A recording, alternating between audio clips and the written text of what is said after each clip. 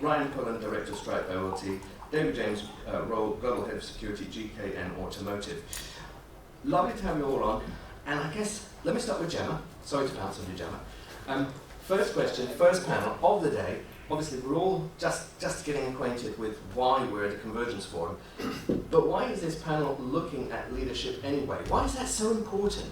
Why are we looking for a leader? Now, we've got a roaming mic there, and it really helps with the recording. So, why is a leader important anyway, given that we've just talked about the team? I think from my experience out in the industry, and you mentioned script kiddies and technical ability, I think things are moving into strong leaders being in the business development space and being less technical. So those leadership skills are crucial these days, and we should all be developing on those interpersonal skills, communication, and building trust within an organisation. Okay, building trust, communication, and perhaps we haven't yet mentioned that this leader is super technical. We've just talked about trust and sort of relationships. Ryan, obviously on this panel we have third parties, we have end customers. What about for you from a third party perspective? Does it matter? Or is it an account management question? I'm the leader. No, I'm the leader for this account. Why is that important? Maybe slightly controversial, but I don't think leadership is necessarily a rank. I think it can form in many, many different ways. And I think there are managers and then there are leaders, and you want to enable those people to be able to facilitate and be able to grow into those positions. And a good leader wants everybody to raise bars, and you want everybody to kind of level up together. And so everyone has key different skill sets within an organisation. That's why one person doesn't do everything, right? And whenever you try something new, you're not very good, and you want to grow from other people's experience. And for me, when you bring new people into the organisation, you want them to be better at an individual task, and so then your collective can grow. And so for me, leadership is a slightly different lens. We're an MSSP and have to kind of put our hat to many, many different organisations, and so a slightly different lens. But to Gemma's point, I agree that you don't necessarily have to be the technical person. You need to be able to enable them to be able to force that change and make that change collectively. Fantastic. And what I also appreciate is you haven't, as Jemma didn't, said, well, the leader has to come from this community. It's very, very important they were an architect or an engineer. However, David, let me come to you. You're in the world of corporate security, but obviously your role does touch a few things. People often recruit from the services because of leadership. But are they recruiting for another certain skill set? Are they saying, oh, well, you're amazing at physical security because you've been in a hot zone? Or is it a leadership piece? It's a bit of a complex question, really. I think the industry recruits, so I sit in the physical security space, very much so. Of course, there are overlaps, otherwise we wouldn't be talking convergence, but I think the industry recruits from the military, from the police, from emergency services, because not so much for the technical skills, of course there are technical skills, but it's more around that sort of dynamic environment that you come from, and the ability to make decisions and lead in complex situations. So I think, and certainly if I think about myself, you know, I was first employed out of the military because I had that ability to make decisions. I've been in complex situations and had to think sort of on the hoof, really. And then it was only later, once I'd been employed, that I'd started learning the business of physical security and got the qualifications and joined the memberships and all that sort of stuff. I think the further through the career you go, the further up the chain you go, or the greasy pole, those leadership requirements change. And to the points that have been made already, it's more about business understanding than technical skill. And again, those of you ex-military, ex-police, you know, in those leadership positions, you don't have to know everything. You have to know about competencies and you have to know about ability, but you know, you don't need to know the specifics of how to do a particular aspect of, you know, your function. You have experts to do that.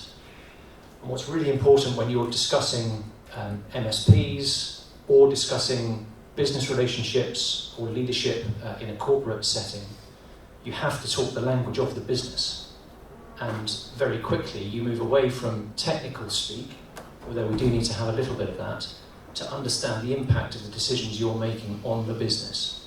And I think if we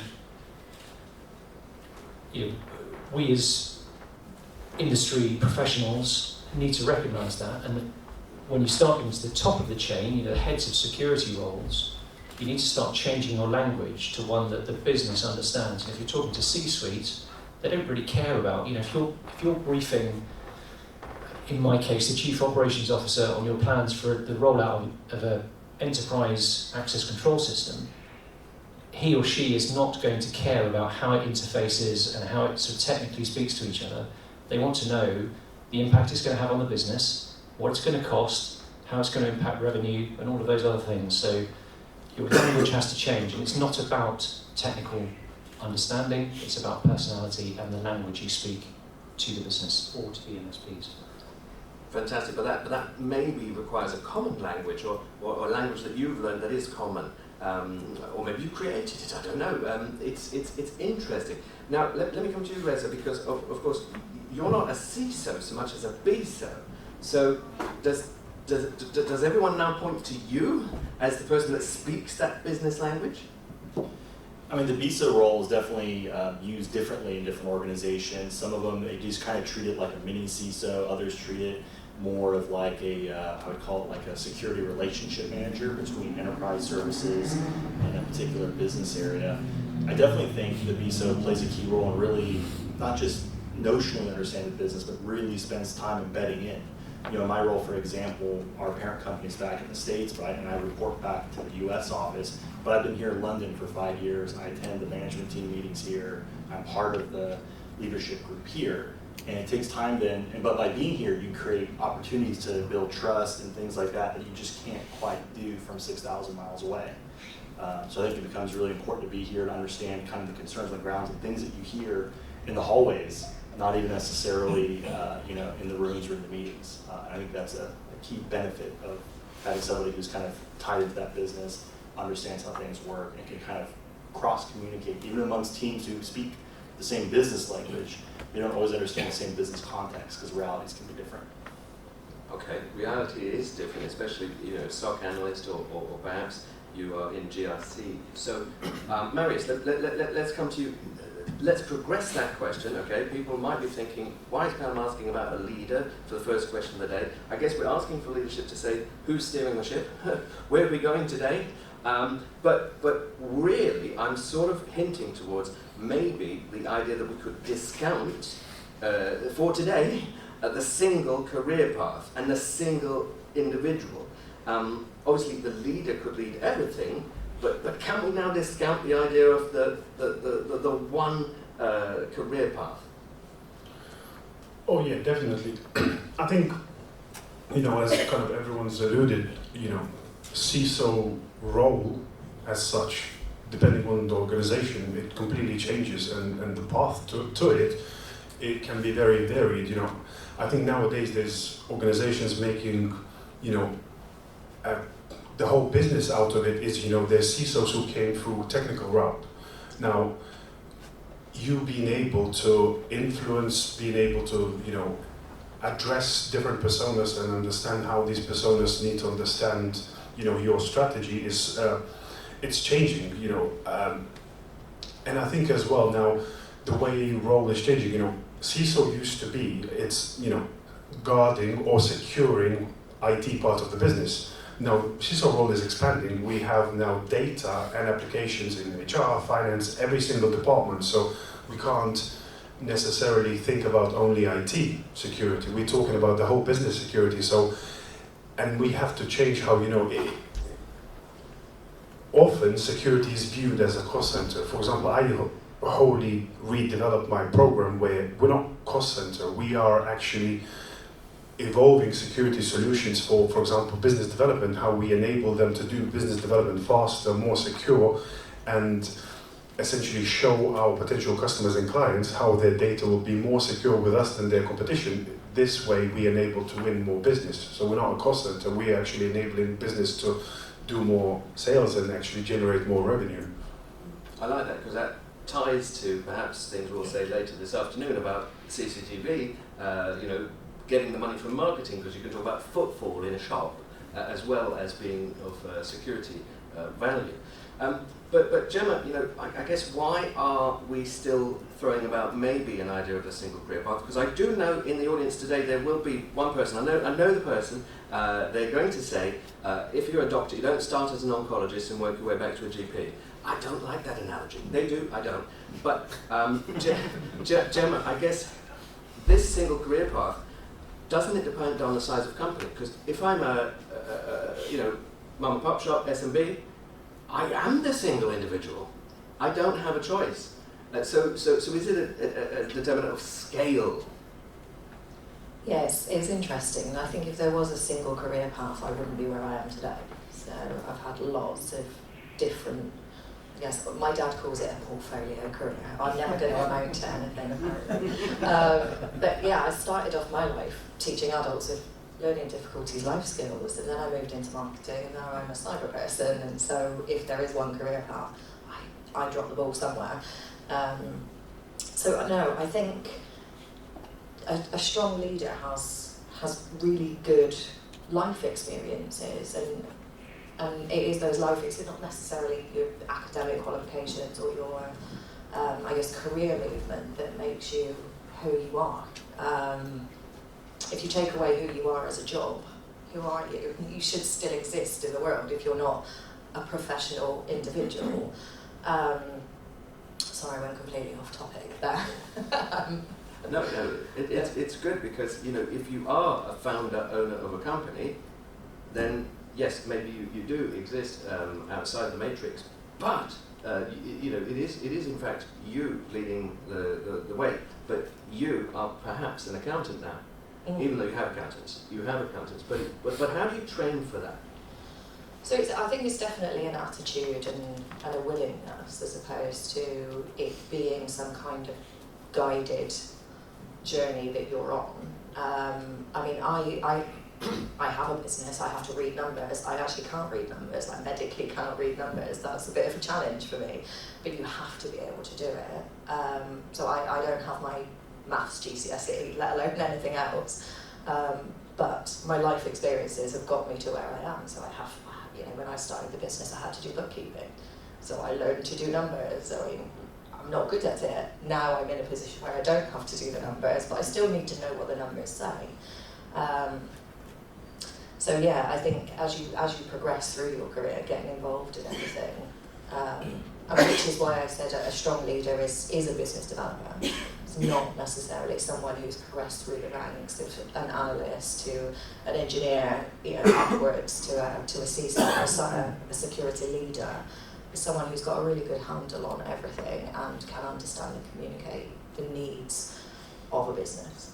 Okay, the needs of a business. So let's run with that. Ryan, does that then mean that you are the chief needs of a business officer, or as we said on our pre-call, the chief business context officer? Is the security leader actually in charge of fixing business problems rather than flows rather than security? I think there's many ways you can skin that. To some of the points already made, I think in this world, being able to understand that it's not just about the break fix and it's not just about patch management, and it's about how you enable other departments to be able to succeed and grow as well, is so key. And so, for example, like already said, you don't have to be the technical member, the everything. You don't have to be the completer finisher in all of those arenas, but being able to bring the right people together, the right kind of thought leaders, solution outcome oriented individuals, and you put those people in an opportunity to succeed in the way that works for them, I think, and then you provide them the context, that can be very, very useful. For example, in security operations, having an infinite mindset is a huge benefit, because tomorrow is going to be hard. Regardless of how today was, tomorrow is going to be hard, because things are going to happen, there are going to be incidents, but maybe in a professional services capacity, you have a scoped out piece of work, you understand your targets and the goals and where you need to get to. Those landscapes are completely different, and being able to provide the vision for those individuals and where we're all going on this journey is quite key. And so, kind of to some of the points already made, and the question there with the business context officer, I think is your purpose and job to make sure that the vision is set, and then you provide the opportunities for people to be able to influence that positively. You know, bringing somebody in who's highly technical and telling them that they have to be a leader or a mentor or a team manager or something like that could be quite foolish. You want those people to be as effective in post as they can possibly be. If that's their aspirations, great, provide them the opportunities to do so. But kind of putting that roof on top of them to say you have to train 4 other people how to do your job for you to be able to be as successful as you may want to be, I don't necessarily agree with. Yeah, because those poor people, they don't have enough time. You know, they were already working 800 hours, and now you say you have to coach someone from 0 to hero. Exactly. You might be taking your best talent and something they enjoy and putting them into a socially anxious situation where they don't necessarily want to grow, and you make them 50% effective. Maybe controversial, but... No, I like it, Victoria.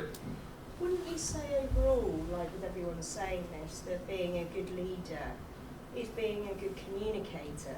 I mean, I'm in data risk. I have to deal with the CISOs of this world. I have to deal with the DPOs, the CPOs, whoever, right?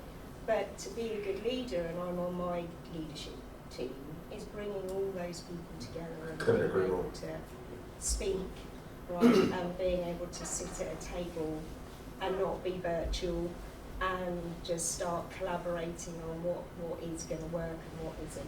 And being a good leader is then collaborating that information and making a decision, right? I couldn't agree more. And when I hire based on typically EQ. So where people are going to fit into the team, how they're going to work with others, and what kind of pieces to the puzzle do they bring. And so I read a book called The Ideal Team Player, which kind of, there's a Venn diagram, and you pick out the key parts, and you want people that maybe don't actually have all the skills necessarily, but they have all of the other instruments that they can bring. So life experience being one, and what does that look like? Because you can teach skills, but you can't necessarily unpick, you know, bad characteristics and bad habits. So I couldn't agree more. I think it is. I mean, no disrespect to in this room, but we're all over 20. Let's say 21. And I think, you know, we kind of, I mean, I know with working with my team, you know, it's really opened my eyes that, you know, people are kind of putting themselves or trying to put themselves in a box. But I think with the life experience, and believe me, I totally understand it because I've, you know, worn multiple heads over the time. But I think it's, you know, we all have to wear lots of different heads. Right? I've got a business card with head of engagement for Extero. I do the international sales, but I also do, you know, the head of UK forensics. But I'm also on the leadership, right? So we all have to, I think, wear lots of heads to actually get anywhere with anything. Absolutely. Why don't we give that then to James, because James, you do have lots of hats, but is it about permission? I do have lots of hats, and I've worn lots of hats in the past, and I'm sure everybody has in the room. And I think you make a really good point. It's about, it is about permission to a degree, but it's about the personality that sits behind the person asking for that permission.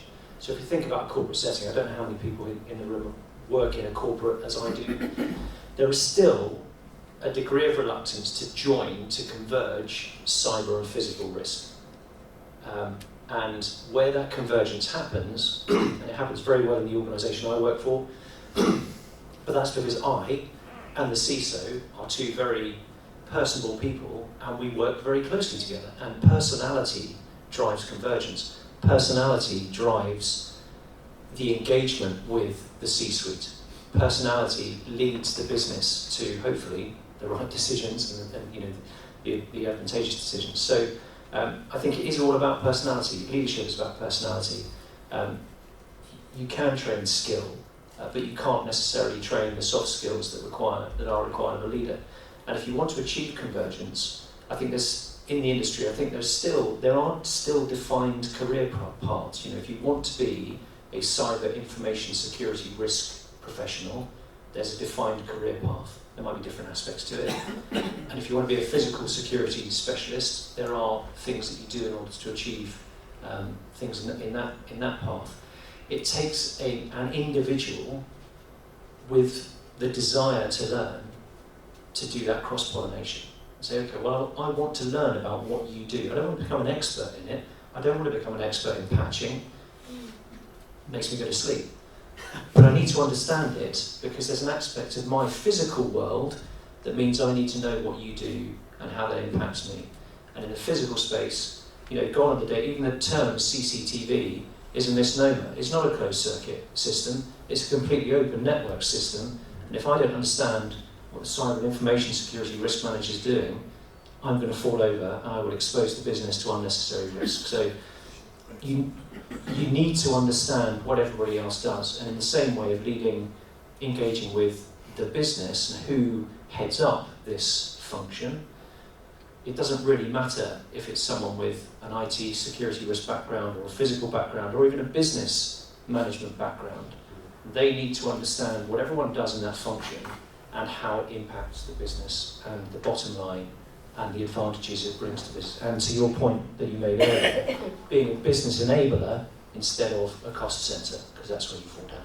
Yeah, we often talk about the department of yes, but. But Reza, there is still a panache, isn't there? If you have grown up as a DevSecOps engineer and you are now an architect, people are going to follow your judgment. If I, and there are some high-profile cases, if I myself today said I am a CISO, you'd be well within your rights to say, well, no, you're not. However, what's to stop me being a CISO? If there's no panache for having any technical acumen at all. Well, I think it's really interesting that organizations look at CISOs a couple of different ways. So we have the line of defense model, right? So first line, second line, third line. Some organizations look at a CISO as a line one resource. So somebody who's actually leading a team, doing the executing of what's happening and things like that. Other organizations have taken more of a line two oversight approach. And that's kind of the route that our company has taken, where the CISO is responsible for the frameworks that cover security. They're responsible for running risk oversight of things.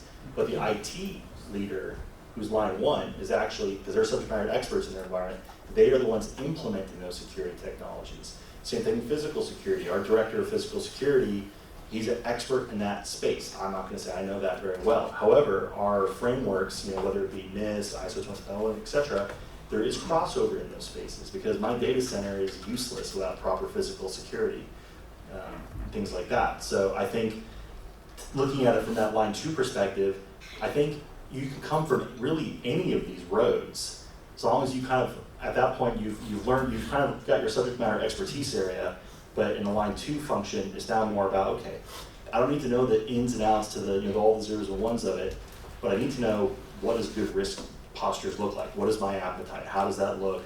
Do I know enough to ask the right questions, and can I bring the right team in, as many people have mentioned, to help me figure those things out? And figuring out risk appetite is perhaps the golden goose, isn't it? Let's give that to Marius, because if you say to the organisation, what do you not want to protect? What is it you want to not protect? ESRM in the corporate security world tries to give that framework. That's the hardest thing, because they'll say, well, everything.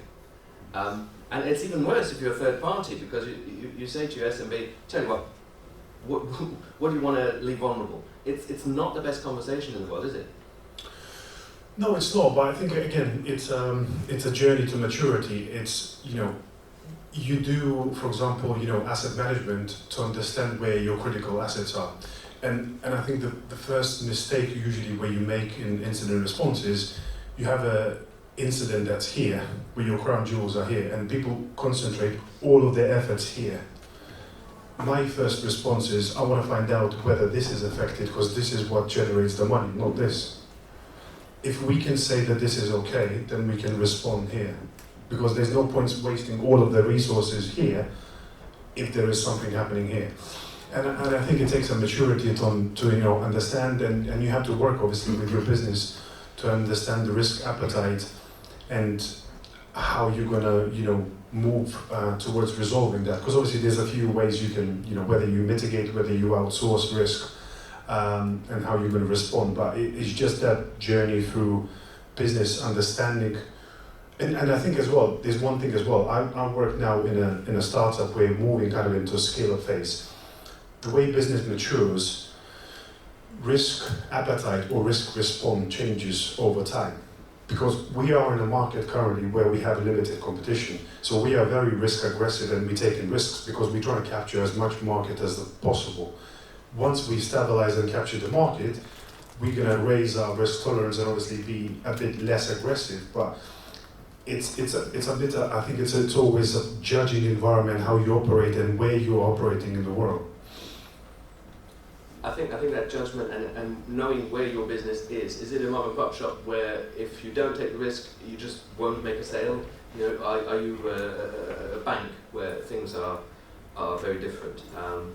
So Jemma, let me come to you then, because I guess this is kind of pointing towards who has this risk, who is having the conversation. I know you do a lot in training, but can you train like SLA negotiation in the same way as anti-phishing, in the same, you know, it is a converged question then. We said we don't want the leader to have all the skill sets, yet we seem to be pushing them into stakeholder manager. Oh, yeah, stakeholder management, top skill. Yeah, that definitely needs to be trained into people. I do think it is something that can, I don't know if trained is the right word, but coached into a leader. Now, the majority of what I get up to on a day-to-day basis is, I guess, that communication piece, it's that stakeholder management, it's the translation between the techie people and then the rest of the business. You know, in my work as a behaviour culture specialist in Cyprus, so yeah, it definitely, if it's not being trained or coached into the next phase of leaders or the existing leaders, it definitely should be. Absolutely. And the other thing, you were talking about the physical and the cyber thing, it is, from my experience, very, very separate. But the first thing that I do with an organisation is say who's responsible for the physical. To your point of how are you protecting your data centre? Because if I was going to go and run a red team on an organisation, the first thing I'm doing is getting through the door. So if those things are not joined up, then we absolutely are in the shit. Yeah. You need to absolutely be joined up in that regard. But then Ryan, does this mean, and I'm just happy to come to you, does this mean the third party leader is best placed for all these wonderful skills? Because no matter if you're an engineer, you get shoved in front of customers. So you're going to have to get out of your zone, so to speak. Your stakeholder management skills are proved on a day-to-day basis because you have to be mercantile. At some stage, there are very few savants that never touch anybody. There's pros and cons to all things, right? And I think the context is one thing. So to Marius's point about asset management, if, for example, I'm not aware that their critical assets aren't covered by something, then you're kind of failing before you even started, and you're not really being enabled to actually succeed long term and be able to put the best foot forward. So, for example, from a security operations perspective, if the scope is just endpoints, but all of your data sits on a CRM and that's in a SaaS platform and you've got no visibility of it, if something happens to that and you're pointing fingers at the third party, you're kind of losing before you've even begun. However, what you are enabled to do is have context from other organizations, and so if you're looking at maybe attack surface mapping or threat actor enablement and tracking and understanding what that looks like, you're able to do across multiple different industries and potentially be able to leverage a threat analytic or an indicator of compromise or something like that from a different organization and make sure it doesn't happen over there. And so there are pros and cons to all, but I think it depends on your business context, your leadership, your communication, your soft skills, and actually understanding and spending the time during onboarding. For me, onboarding is the most important phase because if you don't understand what that looks like and you don't understand the business challenges, where they're trying to get to, how aggressive they're going to be, are they opening 5 offices in the Americas, for example? What does that look like? That's going to present you a completely different challenge altogether. And so I'm sorry to sit on the fence, to be honest, because I think it's a matter of individual kind of appetite and what that looks like. But that's okay. We're setting the scene. Hashtag it depends is possible, especially in the opening panel. So we're happy. We're happy. But James, I thought maybe it'd be good to get your thoughts on these third-party management skills. Maybe they cannot be trained so much in a course. Maybe we want to get everyone with an LLM. There's a saying, if you have to look at the SLA, something's gone badly wrong. But how are you improving these skills for yourself? I think more and more, particularly when businesses are constrained by cost, overheads, all that sort of stuff, the relationships with third parties become even more important, and the reliance on third parties, regardless of which bit of security you sit in. What's really important is, and I think you hit it on the head as part of that onboarding process, is embracing those suppliers, giving them a sort of vested interest in performing as best they can for the business. So they have to understand business goals, strategic objectives, risk, all of that sort of stuff. Because although me as a corporate leader, as the sort of in-house manager or relationship manager for those suppliers, I will certainly look to them, maybe not to understand fully my risk, but certainly bring industry best practice and share their experiences, because that's something I don't really have the same kind of exposure to.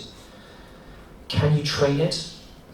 I don't know, Jemma, perhaps there is a course that you can go on to learn supply management. I'm not sure. I mean, I've sort of learnt it on the hoof as you make your way through this business that we're part of. You learn from your procurement team, you learn from other people who've done it, other people who are already managing third parties.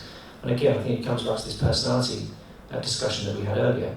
If you're not willing to learn how to manage third parties, then really you shouldn't be sitting in those leadership positions. You've got to be willing to understand where they're coming from, what drives them, make sure they're embraced and they're part of the bigger picture.